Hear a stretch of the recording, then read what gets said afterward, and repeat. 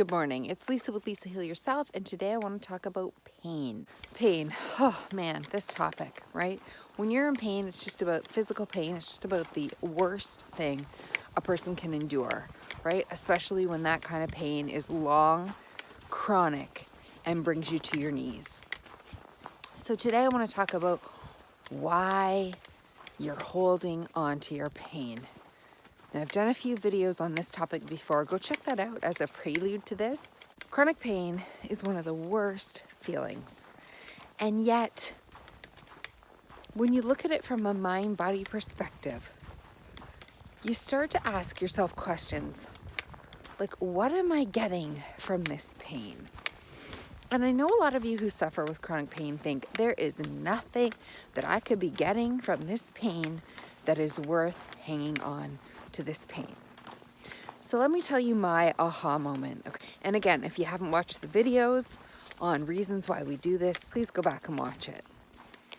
But I want to tell you a little story today. For the longest time, forever, I couldn't stop talking to only one person, my husband, about chronic pain. Right? I would wake up and I'd be in pain and I'd say, oh my God, this is how I feel. This is my number. This is what I'm feeling. You know, I'd be going through my day and I'd have wicked pain and I'd be like, oh, you know, my muscles, my neck, my back, my whatever is killing me, my eyes, I can't take it, right? Whatever it is, right? And sometimes legitimately I would be crying. I would be just beside myself in excruciating pain, right? That makes the person just not want to live. But I've tried many times over the course of my illness to not talk about my pain, to say that's it. I am not going to talk about it. I'm not going to mention it because I don't want to be getting anything out of it. Those experiments were sometimes some of the most eye-opening experiences that I could have. When I would do these experiments with myself and say, I am not going to talk about pain again, it's just over, it's behind me, and I'm not going to use it as an excuse in any way. And the way I can be certain that I'm not getting anything out of it is that if I never mention it again, I can be certain I'm not using it for anything. These experiments always went terribly wrong, because the pain would literally, like a wild horse that you're trying to break in, get stronger, louder when I wasn't sharing it, okay, until it broke me. It would break me and I would be so broken down by it that I would talk about it with my husband. I would break down. And do you see it? Because I didn't at the time. I was just so upset. I was so forlorn. I was so totally consumed by the pain at that moment and the suffering. And I needed an outlet, and I needed a friend, and I needed someone to care. And I talked about it. And do you see that talking about it there, that act of it? I was feeling, I just can't suffer alone. I just need to share the burden of this, even though it's not going to change the pain, even though it's not going to make it go away any less. If somebody else knows I'm suffering, then I'm not suffering in vain. I'm not doing it for nothing. I'm not suffering alone for no reason. At least if somebody acknowledges that I'm suffering, then at least I'm doing it for a reason. Ding, ding, ding. Really hear that. Literally go back and stop this video and rewind it.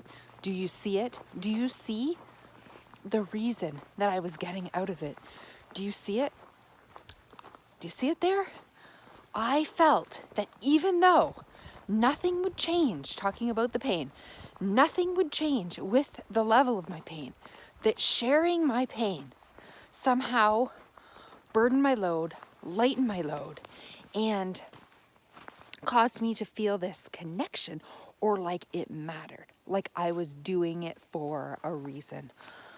That is it. I was getting something out of it. I was getting out this very minor that I was doing it for a reason. And if nobody knew, If nobody knew and I had to hold it all in by myself, then what was the point of suffering? What was the point of suffering? There wasn't one. There wasn't one. Therein lies the last little bit of reason that I was holding on to this pain. I was getting something out of it. I was getting something out of it because if I gave it up completely, no matter how bad it got and how alone I felt and how much I felt I was carrying the weight of the world on my shoulders and nobody even knew, therefore nobody could even care.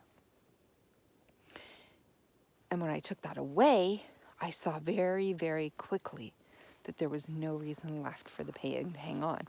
There really was no reason. So I'm asking you, what is your reason for hanging on to the pain? Because there is one there. You're getting something, maybe so minor and of little importance, so little importance that you think, even if I am getting that minor thing out of it, I would trade it all in a heartbeat, right? I just don't want to suffer alone in silence forever and feel like nobody cares. I had to learn that I could talk about other things, my feelings, my emotions, my life. I was going to have to find a way to get somebody to care about me or my husband to connect to me and love me and care about me and never want to leave me and help me or feel sorry for me or whatever it was with something other than pain, right? I was going to have to get his attention in another way. I was going to have to get his compassion in another way. I was going to have to get his shared weight of the world in another way. And I suspect that if you do this experiment, you literally stop talking about your pain because you don't want to have it anymore and you're like, that's it. I'm not going to give this pain any reasons, any more reasons at all. I'm not going to give myself even the slightest bit of anything that I could be getting out of this. If you take it all away by literally stopping talking about it, and just so you know, I've cheated. I've tried cheating on that experiment too, where I might not be talking about it, but then I go get a whole bunch of ice packs. I'm massaging myself. I'm looking at him a certain way. I'm communicating. I'm still communicating the message, even though I'm not talking about it. So you got to stop communicating about pain completely. You can't give them messages. You can't give them a face or a hint. You can't give them nonverbal body language or cues that you're in pain. You literally have to stop sharing your pain with anyone. My guess is that your pain is going to skyrocket. It is going to try to break you. And you're going to be in a battle of wills against you and it. And you're going to see very, very clearly, for maybe the first time in your life, that you are getting something out of your pain. And it is desperately screaming for you not to give that up. And when you give it up, there will be no more reason left for the pain. The pain might not go immediately. The pain might not be, I have a feeling that this is a very stubborn pain. It is going to try hard to get you to do what it wants, to give it what it wants. There's a reason, and it's looking for that. And it's not going to break until you give it that. But if you stay committed, stronger than your will, you're going to see something very, very important that you may never have seen before. Even if you fail, you are going to learn something. But I'm going to promise you that it will go away eventually when the reason and what you're getting from it stops. It eventually will, like a wild horse, say, okay, and it will submit and it will say, really, this isn't worth it. It might carry on for months and you might think, oh my God, now I'm just suffering alone, right? It might carry on for a long time, but it will stop. It will wear itself out, right? Just like a wild animal that you're trying to break, it may go on a long time and then all of a sudden it just realizes, like, she's not breaking, she's not giving up. There's no reason for me to exist, and you will find a different way to communicate to communicate your needs, your wants, your emotions to the people in your life, and you will find to get your needs met in other ways. So this is a big topic. I hope you take it to heart. I hope you watch this video again. Like I said, watch my other videos on pain. But really, take this to heart. This isn't something that you can just hear and dismiss. This is something that you have to do.